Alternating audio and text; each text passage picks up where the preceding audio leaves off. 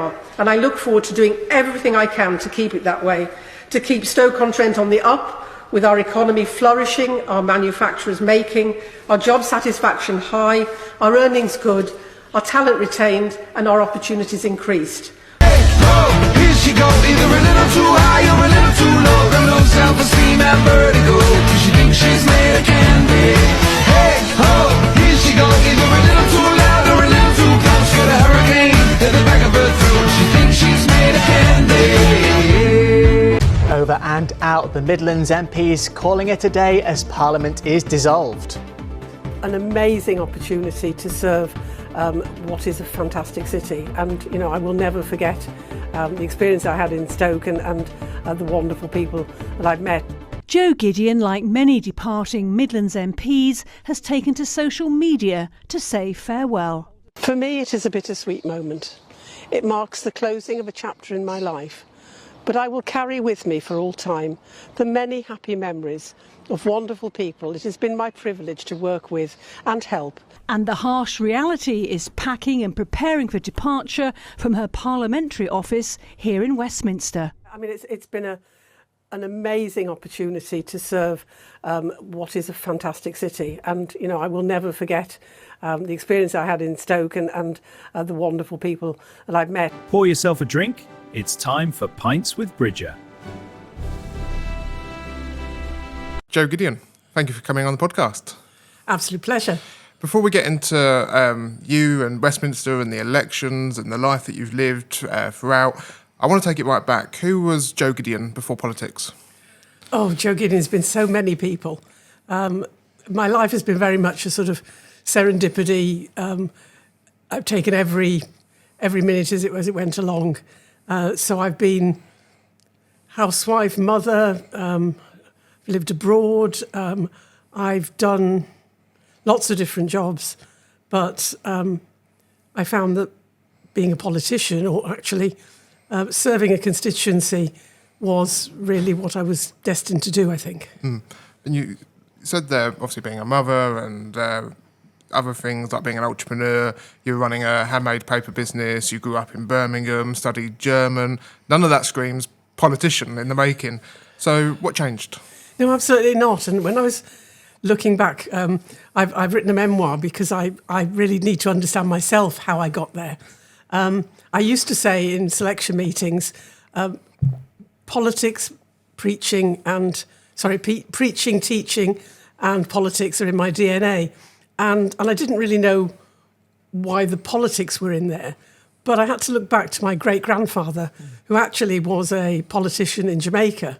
And therein lies another story. But, if you read my memoir, you'll find out all about that.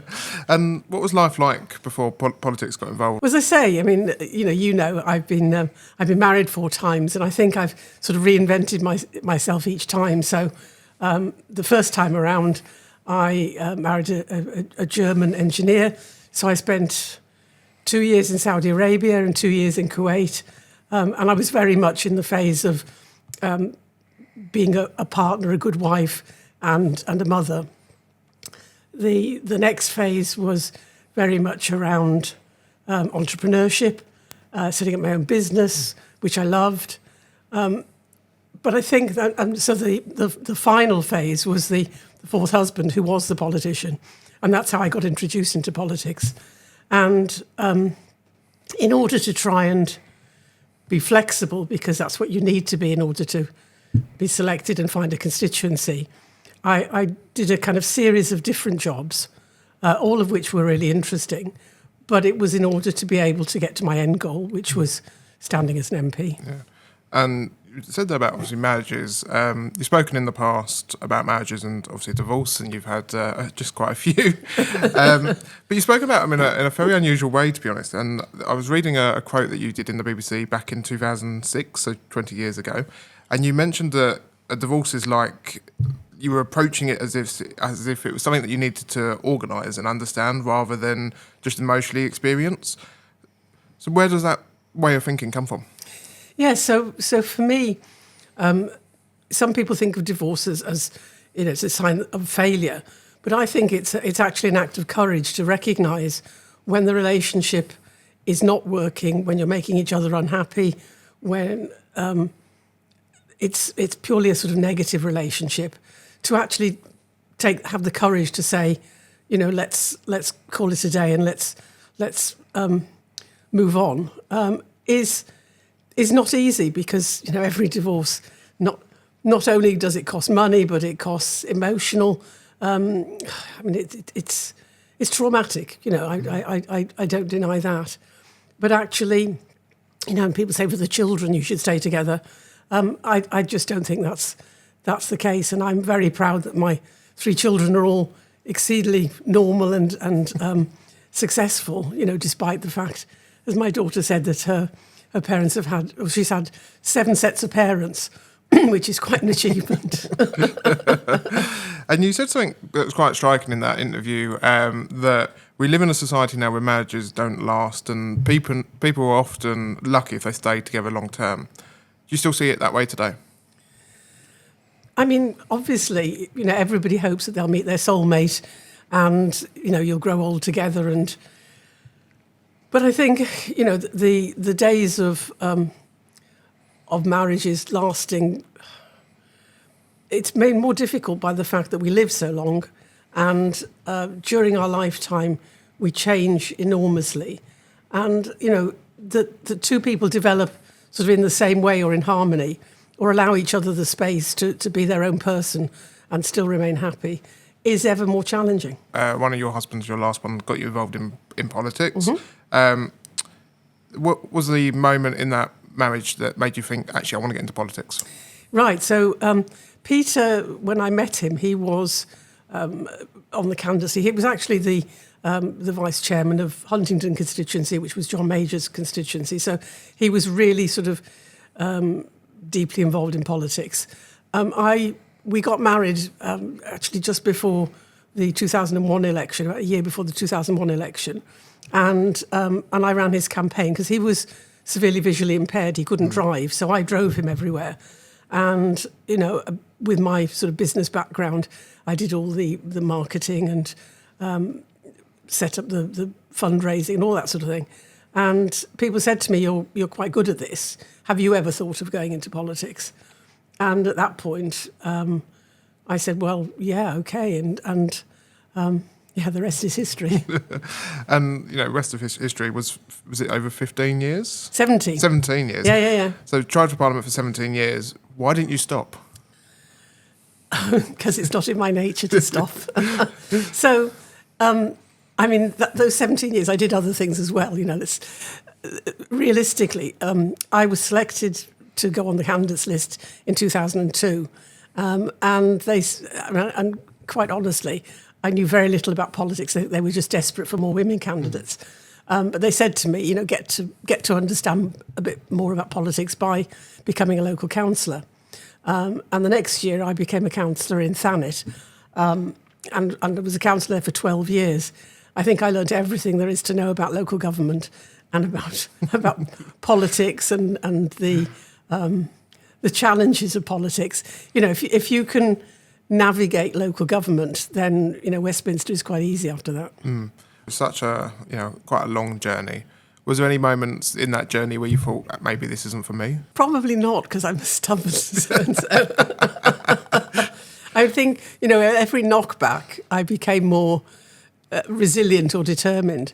I do remember that there was one moment when I'd taken particular umbrage at the interview process for candidates, where I'd had feedback from an association chairman to say that the committee thought I was really good, but they didn't think it fair to my family for me to have to relocate. And I thought they'd never say that to a man. So I was very cross, and I wrote to David Cameron just after he became leader to say, look, there's no point. The odds are stacked against female candidates. And he said, oh, don't give up. And he referred me to Theresa May, who was at that point leader of the House. And she listened to what I had to say and encouraged me. And really, sort of out of that, the Women to Win campaign started, which is going really strongly and encourages far more women to step up and take on the challenge. And, it is now a lot easier for women than it was then. It's not perfect, but it's better. Yeah. And what kept you going when most people would have probably just walked away? Well, because I just don't quit, It's resilience, stubbornness, call it what you will, but it's a sense of that, I suppose, in the same way in my small business, when I set up the business, I didn't know how to run a small business. And along the way, I had so many challenges with things that went wrong. But I didn't give up, and I ran it for 10 years. I think it's that. So it's a quality of character, I think, is what I'm trying to say. And do you think persistence is a strength or refusal to let go? Well, I think it's a strength if you finally get to what you want. Nothing in life comes easily, and it would have been all too easy to let go. I'll give you another example. It took me 17 years to become elected, but I stood in 2 previous general elections, and the 2015 election I moved up to Scunthorpe for 4 months. 2017 election I moved to Great Grimsby. It was actually just for the election campaign because I was selected very late. But then you have to pick up your life, after the disappointment, you have to pick up your life again. And I remember applying for jobs, and because my CV is a bit sort of, here, there and everywhere because I've travelled, so I haven't got a kind of career that says, well, she's worked in the same industry for 20 years, so we can appoint her to a senior managerial role.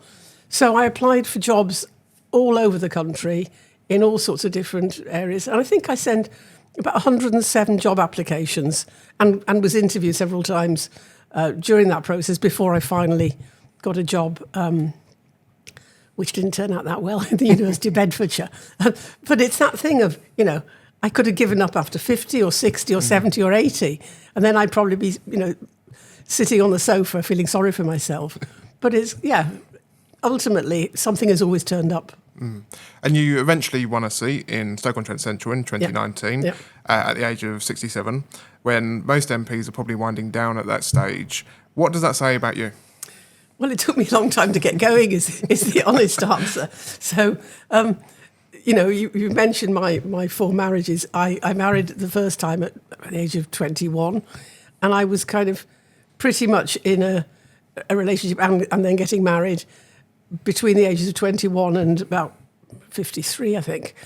And so I never really discovered who I was as a person because I was always somebody's partner and then somebody's mother. And, so it took me until my mid-50s really to start working out what I wanted to do in life. So for me, being an MP at 67 was probably like for most people being an MP at 40.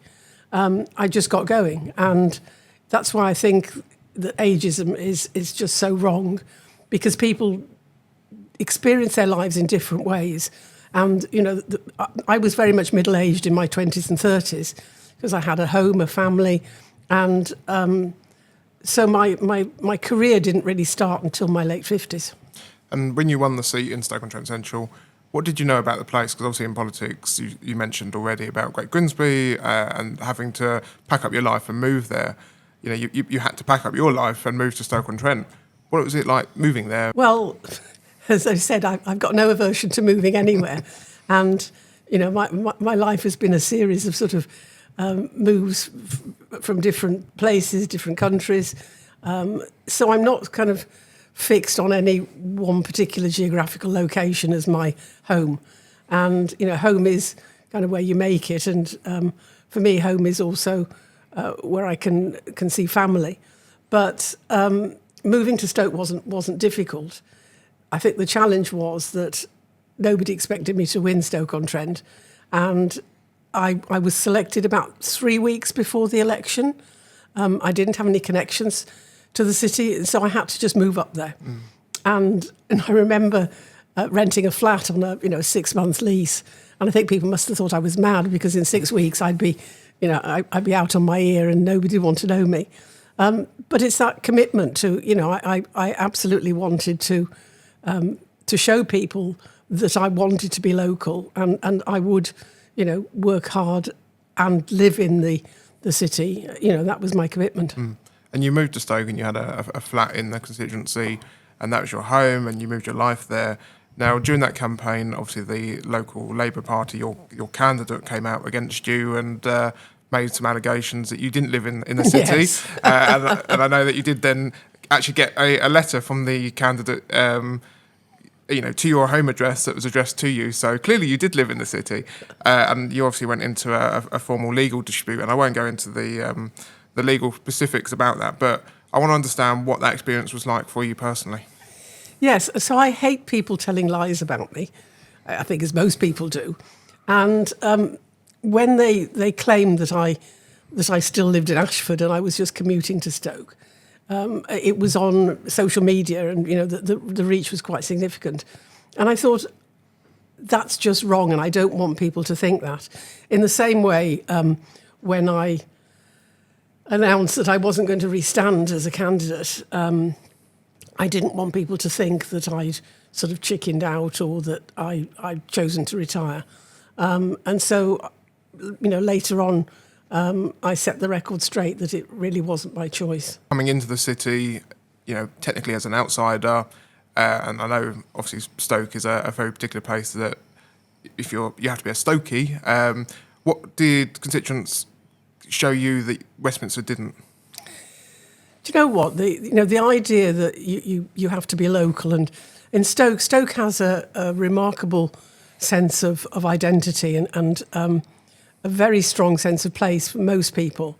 And yet, at no point did I feel that I was sort of rejected because I wasn't a Stokey.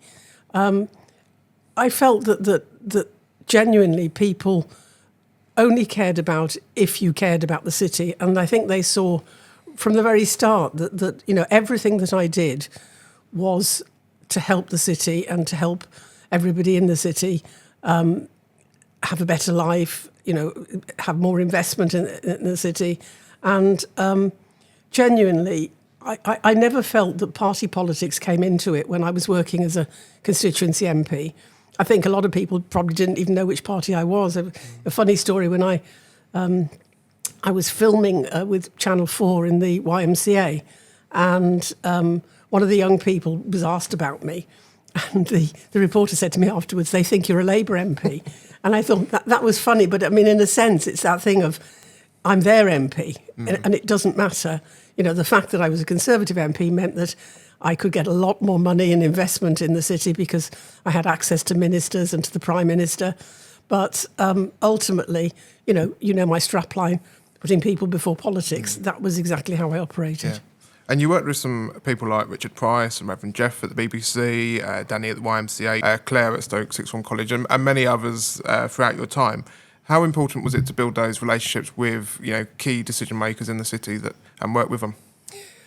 It was massively important, but more than key decision makers, they became friends. And for me, being in politics, and obviously I was didn't have a partner at the time. It's a very lonely place to be, and sadly, it's gone on record that the small number of Conservatives that were in the association were not supportive or helpful to me. So to have friends who, a lot of them were not Conservatives or not sort of naturally political, but they worked with me because we all cared the same way about making lives better in the city, and that was what joined us together. And I think that was more true of Stoke than probably many places in the country, that they're not sort of ideologically driven to vote for one political party or another. They just want people to really care about the city and really care about them. And you mentioned there about the Conservatives and some of the issues you had there. I know obviously one of them being in the press was a moment where you were cropped out of a photo in Downing Street. What did you feel when you saw that? Yes, well, I mean, that was particularly bad because it was for the council elections, and the leader of the council had sent a letter out to everybody in Stoke, basically telling them, about the work that was being done. And there was a photograph of what we call it was a Stoke summit at Downing Street with all the 3 Stoke MPs, Michael Gove and the leader and the deputy leader of the city council. And they had cropped me out of the photograph, which kind of implied that I wasn't there and I wasn't working for them. And when I challenged it, they went, "Oh, it's a mistake." But clearly, you can't accidentally crop an MP out of a photograph. And there was an attempt to minimise my profile. I think it was very sad that the person who then stood as the Conservative candidate in the general election made no mention of me at all in the leaflet, and claimed that all the work that I'd done, he'd done, and that, that's just ridiculous. Yeah. And it didn't serve the Conservatives well in the end. No. And did you feel isolated, or was this part of a pattern, a long-term pattern that you saw? Yeah, no, I was totally isolated from the Conservative politicians in Stoke, to the extent that I wasn't invited to things that the leader of the council did, sort of opening. I remember there was a hotel opening, which was about 50 yards away from my office, and I read about it in the newspaper because it was kept quiet. It didn't serve anybody well, but I learned very quickly that my role was to do the best for everyone, that every constituent, regardless of whether they voted for me or not.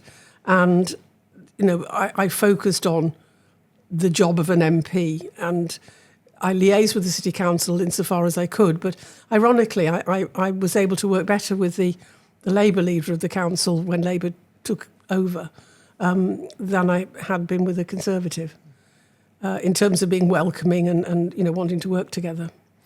But that's where politics and parochialism and the kind of the battles that happen within political parties just damage politics and damage people's reputation. So I just wanted to stay out of it. And in the end, you chose obviously not to re-stand to be the candidate in the 2024 election. And in a GB News article, you did say that you couldn't fight anymore. What had worn you down? Well, I have to say that the party were not supportive in that once it was clear that they weren't going to re-adopt me in Stoke. Again, we're talking about half a dozen people who get to choose whether I, as an MP, despite having had a number of really big successes as an MP, was not going to be re-adopted. And I asked the party if I could have displacement, which is a process whereby there were boundary changes, and the boundary changes meant that there were going to be an extra 20,000 voters in Stoke, and it would make the Stoke Central constituency unwinnable. And so the party agreed that sitting MPs would have the opportunity to apply to other seats, but you had to get the displacement status. It was a process without appeal. If it went wrong, if they didn't adopt you, you couldn't ask why, and the party, for whatever reason, didn't allow me to stand elsewhere. Yeah. And was leaving a choice, or something that you had to frame as a choice? No, it wasn't a choice. I always said I would have loved to have had 2 terms, and I felt that I was really making inroads in so many areas. I think I went into politics really, quite naively in a sense, thinking that public service, that there was a meritocracy at Westminster, and if you work hard, you'll progress. And I just wanted to do the best for my constituency. I learned in the 4.5 years that it's not quite like that. But, I also learned that if you focus on a few key issues and take ownership of them, you can get an awful lot done. So, the Harper-Lee campaign for button battery safety, we made huge progress with that over the 4.5 years. There were other things that I did, like securing £10 million to clear 23,000 tonnes of industrial waste from the city centre. Those things really mattered. And I do believe that in a second term I could have done even more. and you stayed loyal to the party throughout everything. And for most people going through, the challenges that you had, they would have just walked away. Why didn't you? Because it's not in my nature to walk away. I mean, it's interesting. I was told in the sort of closing days of the last Parliament that I was on a sort of watch list for defecting, possibly because I'd, expressed this opinion that I wasn't being supported by the party. But ultimately, my legitimacy as an MP was being a Conservative. I was voted in as a Conservative MP. And just because you're not quite comfortable with some of the direction of travel, so I felt that the party were listening far too much to the far right wing, those people who are now Reform members, and not enough to the vast majority of sort of centrist politicians, because we didn't shout as loud and we didn't kind of cause trouble. I never threatened anybody that if I didn't, if they didn't give me something, I wouldn't, I would vote against them. I was just loyal, and loyalty isn't rewarded. So throughout all the challenges that you obviously had, there were some good wins that you had as a Member of Parliament. You mentioned one there about Twyford House. What is Twyford House and what did you do there? So Twyford House is a huge red brick warehouse bang in the city centre. And the reason for its location being important is what was in it. So it was right next to the main line railway track from London to Manchester. It was in the heart of the city centre, next to a major A road which linked into the M6 and a tributary of the River Trent.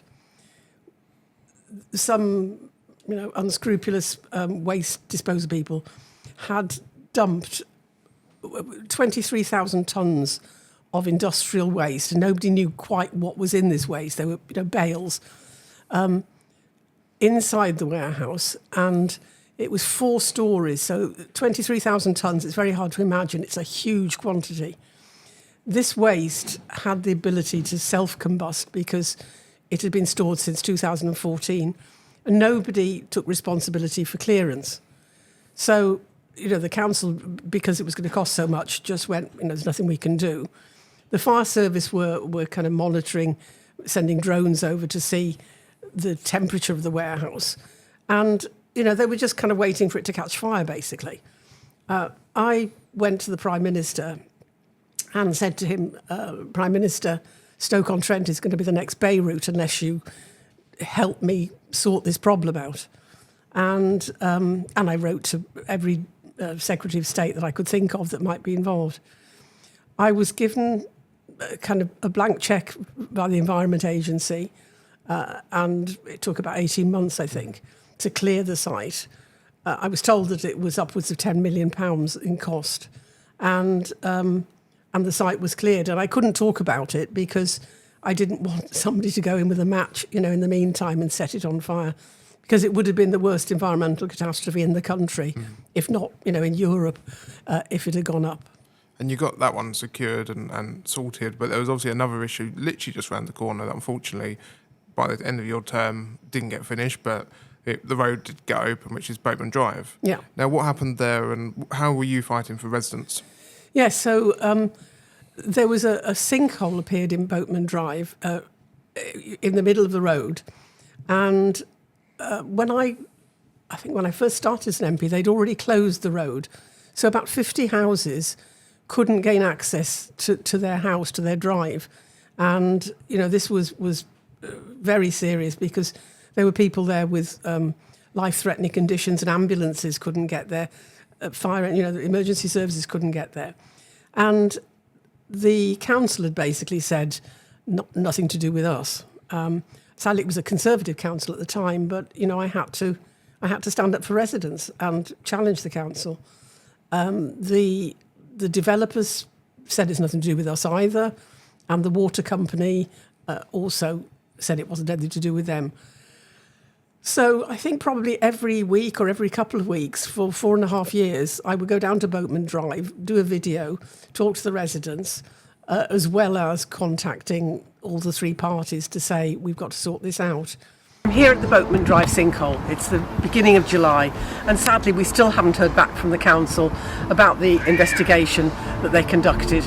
We were due to hear back initially by the end of April and then by the end of May, so I just wanted to reassure residents that I'm continuing to chase the council to get those results. And eventually, and the residents took it into their own hands to reopen the road. The council reopened half the road, but they said, that they were still not taking responsibility. And the sad message of this is, ultimately, the houses would fall, are likely to become uninhabitable because the ground was sinking, and you could see gas pipes and sewage pipes becoming detached, and nobody would take responsibility. And why is it that no one would take responsibility? When there's an issue, something like this, and it's affecting people's lives, why do you think that it just gets washed away and people just go, they don't listen? So each of the parties spent a lot of money commissioning engineering reports to say it was somebody else's fault. And ultimately it was about money. It was about nobody, because the cost of remedial works, you're talking not just digging around a small hole in a road.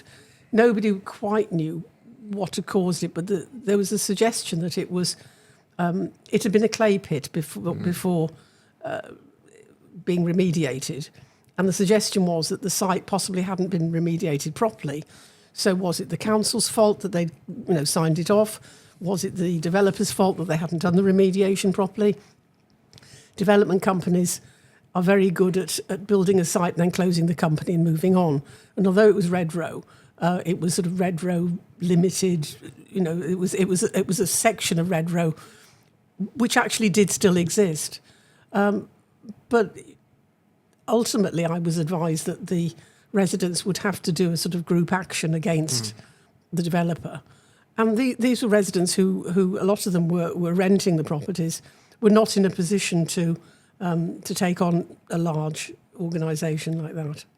So, it was tragic, really. And as an MP, I felt my role was to continually highlight it. And I think I spoke to 3 or 4 different government ministers from different departments, whether it was environment, or whether it was housing, to try and get them to do something. And to look at the bigger issue of brownfield sites, because the government were really keen for us to build on brownfield sites. And brownfield sites, by their very nature, are contaminated.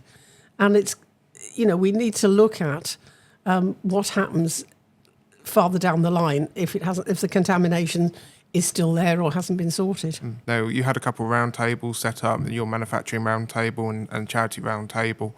Why did you set those up? Yeah, my role as an MP was not to give my views on everything. It was to reflect the views of the people I represented. And the 2 main groups that I felt had a handle on what needed to happen in Stoke were businesses, because, employment was so very important, but also issues around, with COVID, we had so many issues around, how manufacturers would survive, and then the energy costs, which, how they were affecting, especially the pottery industries. And then charities, again, during the pandemic, it was brilliant how they stepped up, and government gave a lot of funding out via local authorities for charities to do this work. Post, COVID, as we came out of COVID, the charities then weren't funded, and they knew that the need for that work was more even. And so listening to their challenges, which were often, financial, but how they could help each other was what I was interested in, because I didn't have a quick fix for, giving out government money, but quite often they had resources that they could share. A room that was available that somebody needed, or somebody got a pot of money to deliver art classes, but they haven't got any beneficiaries, and somebody else said, "Oh, we've got a group of people who would benefit." So it was more about sort of finding out how we could work without necessarily, the government stepping in. What was it like being in Parliament during COVID? Because there was so much that changed during that time. Yes, it was. So I was a parliamentary private secretary in BEIS, the Department for Business, Energy and Industrial Strategy. And that was the busiest department during COVID because we had all the issues around furlough, around the vaccine development, but then also because energy was still in that department, COP26, and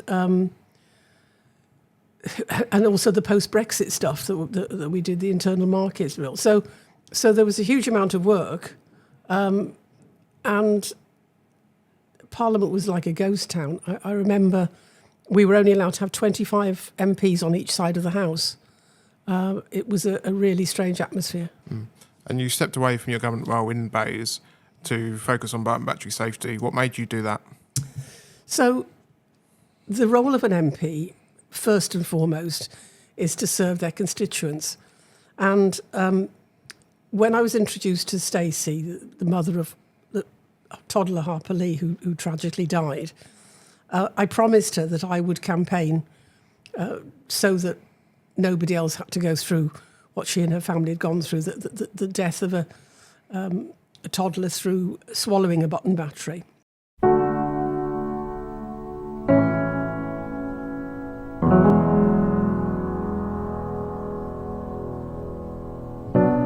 Harper was so outgoing. As soon as you put music on the telly, she'd be straight onto the TV cabinet and she'd be shaking her legs and pumping her fist. And her attitude, wow, we called her the diva. I was at work for 2 hours and then I got a FaceTime call from Jamie, Harper's big sister. And she said she needs to come home, Harper's vomiting blood. And as I got home, Harper was in the ambulance and she was covered in blood. I collapsed to the floor. My friend had to help me up. I got in the ambulance and we had to wait for a special doctor to come out to her because they hadn't seen this before. I walked down to the doors where I told her how much I loved her and gave her a kiss. And the last thing she ever said to me was, "Mummy, I need you." And she only ever said that when she was poorly. As Stacey's local Member of Parliament, I promised her that we would campaign about button battery safety as Harper-Lee's legacy. And we set up the Harper-Lee Foundation to do that.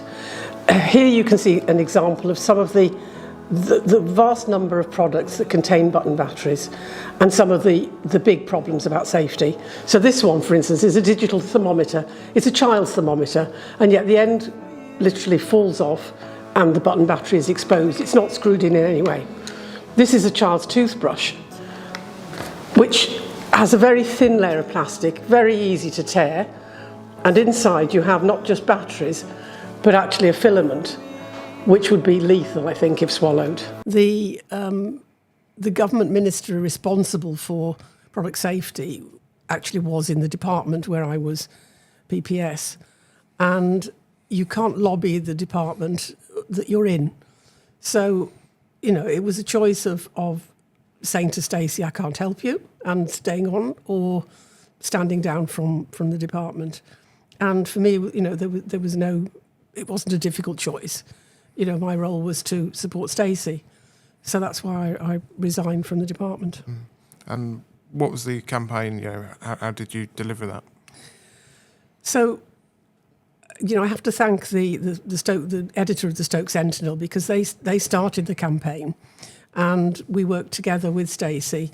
We launched the campaign officially in Stoke City Football Club, and they were wonderful.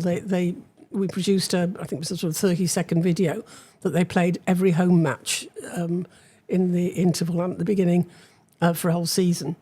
And the small business minister was extremely helpful. And we had, I think, something like 5 different working groups to look at every aspect, because button battery safety starts, really with the manufacturing, the packaging, how retailers display it, and then we needed to look at when a child who's swallowed a button battery goes to hospital, how the hospital handles it, how they record it, because there was an issue that we hadn't got the data to evidence how serious a problem it was. One of the surgeons come out and asked if Harper had swallowed anything, and I said not as I know of. He then stated to me that she'd swallowed a button battery, and his exact words were, "I'm so sorry." And I had to go and tell my girls that their baby sister had passed away. All through a button battery. For how quickly it made my daughter go from being healthy to severe poorly to being dead. It's not worth it. It's not worth having them in your house. It's not worth having things with them in. That was the worst day of my life, and I have to relive that every single day. And unfortunately, the Harper-Lee's law didn't actually go through and pass as a bill. But did you ever feel that Parliament couldn't fix some of the issues that you were seeing on the ground as an MP? You know what? I mean, this a big general statement. I believe that as politicians, we have a kind of duty to do to fix some of the bigger issues, and bigger issues being things like social care, for instance, and how that's funded. But we always get overtaken by the immediate. I remember Boris always talked about shovel-ready projects. There's a pressure to have immediate success, to have things that are started and finished within that Parliament so that you can evidence to people that they should re-elect you. And that, I think, is a tragedy of politics, whether it's politics today or whether it's always been the case, that, these kind of long-term plans of, well, in the next 10 years, we need to develop this or the other. People think, well, you're not going to be here in 10 years. There isn't that level of commitment to pain today for a solution tomorrow, because nobody wants to inflict the pain. So we've seen it with Starmer. The first thing he did was, the energy, old people cutting their energy subsidy. The fuel allowance. The fuel allowance, exactly. So whether or not it was right, it wasn't popular. And anything that's proved to be unpopular, even though he's got a massive majority, he does a U-turn on. Difficult, big decisions in politics will never be popular. And therefore, at some point, people have got to, I think, accept that good politicians will also make difficult decisions.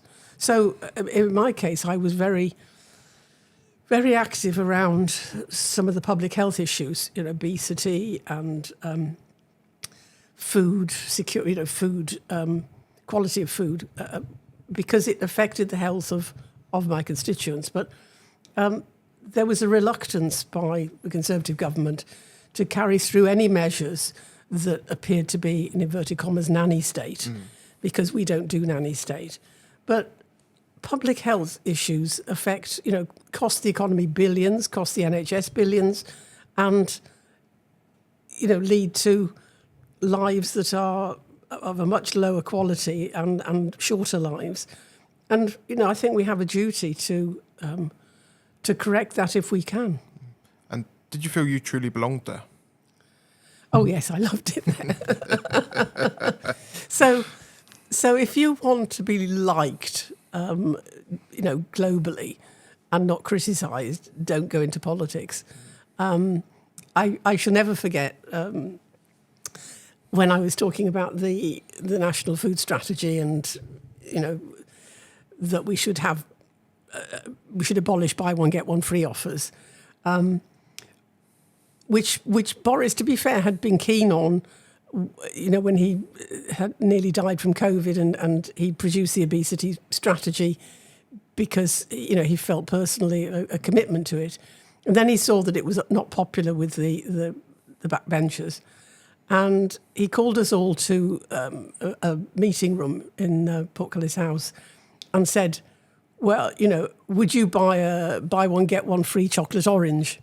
And we all had to put our hands up, if or who wouldn't? Mm. And I think I was one of about only 6 people in a room of, well over 100 MPs who put their hands up. And shortly after, I was in the members' tea room buying a Kit Kat, and somebody comes up behind me and says, "Sure, you don't want to buy one, get one free," And that was flippant. But I mean, clearly, you stand up for things that you believe in and you believe to be right. But there are lots of people who disagree, and that's fair as well. But yes, I would do it again in a heartbeat. You talked there about obviously flippant comments, and I know you've mentioned previously about a fellow Stoke colleague of yours using a number of nicknames on visits that you've been on that you didn't like, one being Mother Hen, and that you actually pulled him aside and told him never to do that again. What was it in that moment that didn't sit right with you?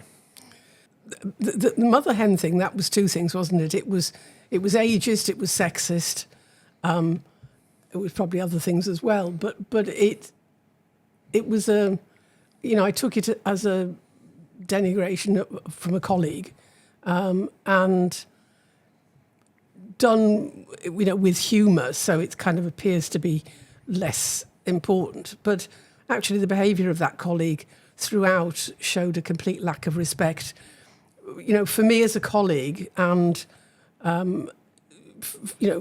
for me as a colleague in a next door constituency. That actually, where I needed to have profile because I had the smallest majority in the West Midlands and his was, a relatively good majority. Mm. And yet he sought to encroach on my territory and my issues in a way that was not collegiate, I think I can put it like that. And you say that about ageism, and you now describe yourself as an entrepreneur on X / Twitter. When did age stop being a limitation for you and become part of your identity? When I got old. I mean, it's funny, isn't it, that age is a thing that happens to us all. A lot of people are in denial about it.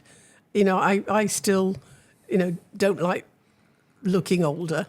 That, I guess, is vanity. But it's also that people stop taking you seriously when you reach a certain, age is a completely arbitrary number for many because, we see, Sir Richard Attenborough, 100, and he's still broadcasting.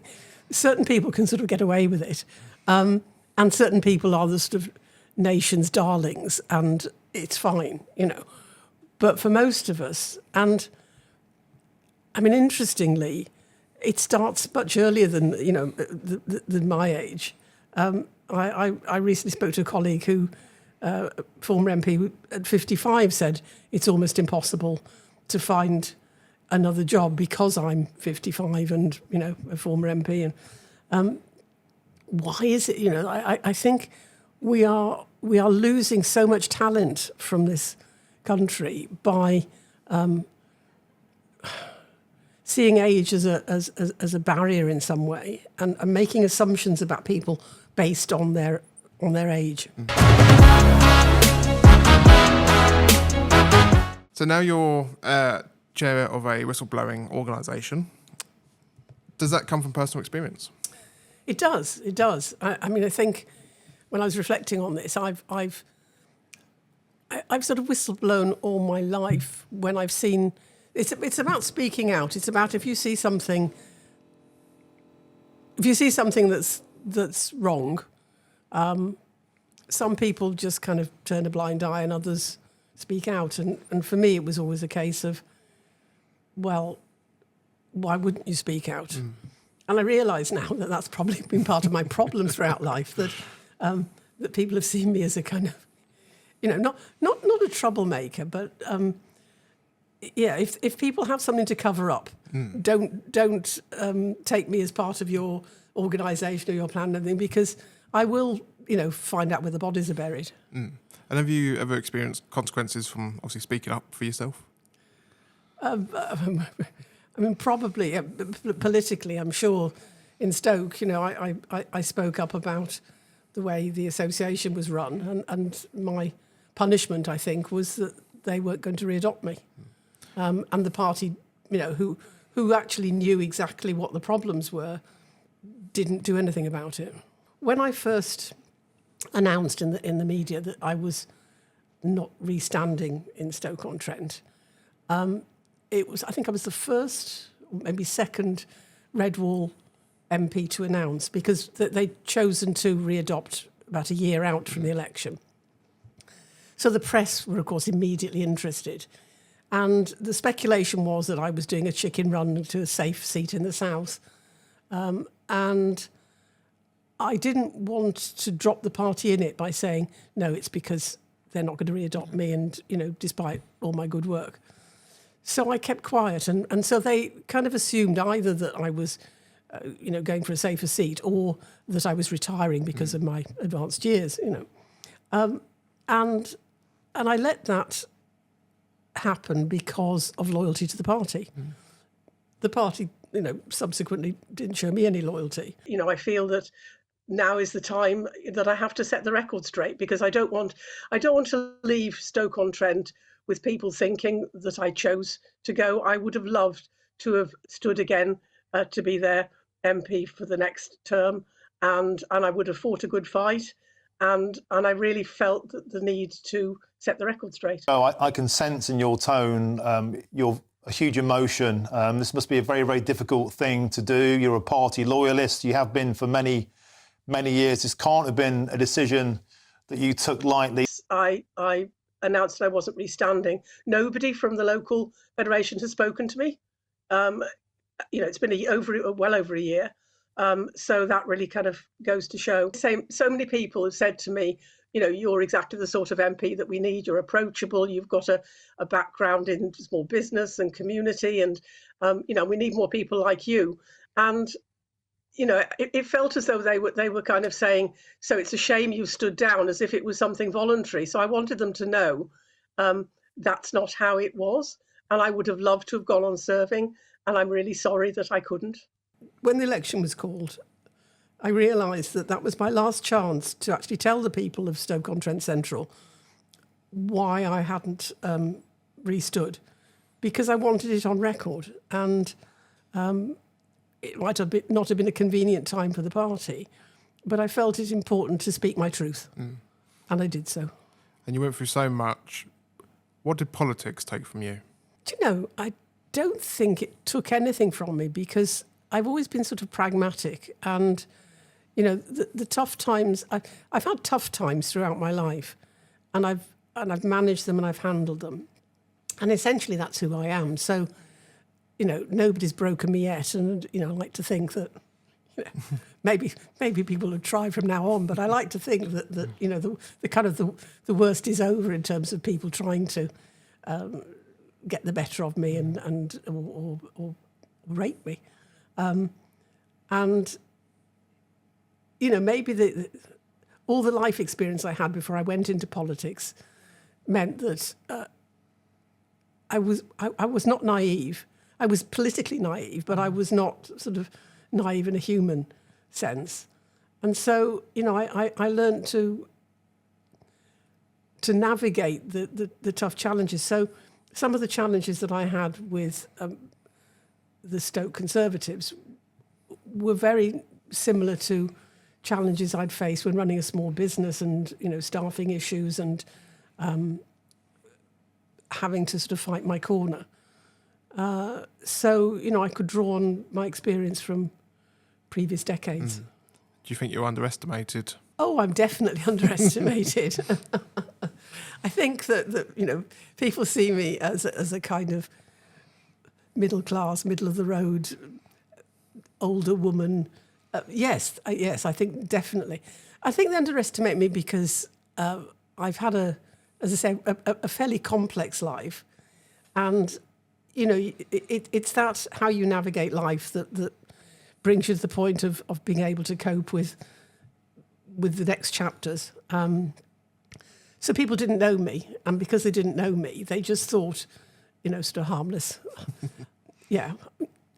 Loyal. I think, somebody called me principled when I stood down from government to fight Harper-Lee's case. And, for me, I take for granted that all politicians are principled. I mean, interestingly, I've done a couple of interviews with PhD students who are researching various political aspects since leaving office. And when I talk, they say, you don't sound like anybody we've spoken to before. And I think, because my normal, you judge everybody else by your own normal. And because my normal, seems normal to me, I think that everybody does job in the same way. But clearly that's not the case. And at the beginning of the podcast, you mentioned about being abroad quite a bit. What were you doing abroad?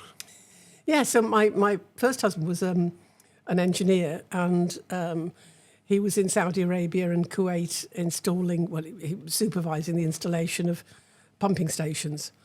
And, at the age of 21, I was in Saudi Arabia in the middle of the desert. Literally, we had to drive, I think it was 150 kilometres to the nearest supermarket. So, pioneering spirit, absolutely. And, I guess I've had that sort of pioneering spirit and the sense of, you have to make the best out of whatever circumstance you're in, has kind of carried me through life. Go back travelling? Well, I don't know. I worked out that I'd seen about 52 or 53 countries already. I'd love to go to South America. That's one of my sort of big gaps. And maybe I will. When you look at your whole life journey and all the things that you've done, what story does it tell about you? I think you shouldn't judge a book by its cover. You mentioned about young people earlier. If someone wanted to enter into politics today, what advice would you give to them going into politics? Because you've had such a varied career. You've had what I'd like to say, the shit end of politics with certain people, but you've had the good moments as well. And politics is such a brutal game. What would you tell to young people going into politics? Believe in yourself. Don't be disheartened by other people not believing in you, because the number of people who'll tell you can't do it is far greater than the number of people who say you can. Get some real world experience, because actually the best politicians are people who've done something else first and who actually know what they're talking about when it comes to whatever issue. So in Parliament, I used to love to do receptions and events with small businesses and social enterprise, because that was very much, in my comfort zone, and I wanted to champion them. I do think that becoming a local councillor first is important, because the way government operates through local councils to the community is something that you need to understand when you're sort of lobbying for funds, and you need to know how to work with local councils. But more than anything else, I think, resilience. Don't give up at the first hurdle. Don't give up, if multiple people say you can't do it. Ask the question, well, what does it take for me to do it? And sometimes it's a kind of circuitous route. So, for me, I stood twice and lost before I stood and won. But each of those times, you learn something and you become better. And politics is about performance as much as anything else. So, becoming confident in public speaking, becoming confident in working with the media. And I think for today's young people, social media and the people sort of practicing public speaking is much easier than ever before. So maybe, start a podcast, start a YouTube channel and, become a TikTok personality. Because understanding the public's reaction to you And being able to cope with public opinion or trolls, whatever, is also an integral part of what you're going to experience as a parliamentarian. Joe Gideon, former Member of Parliament for Stoke-on-Trent Central and entrepreneur. Thank you for coming on Pints with Bridger. That's an absolute pleasure.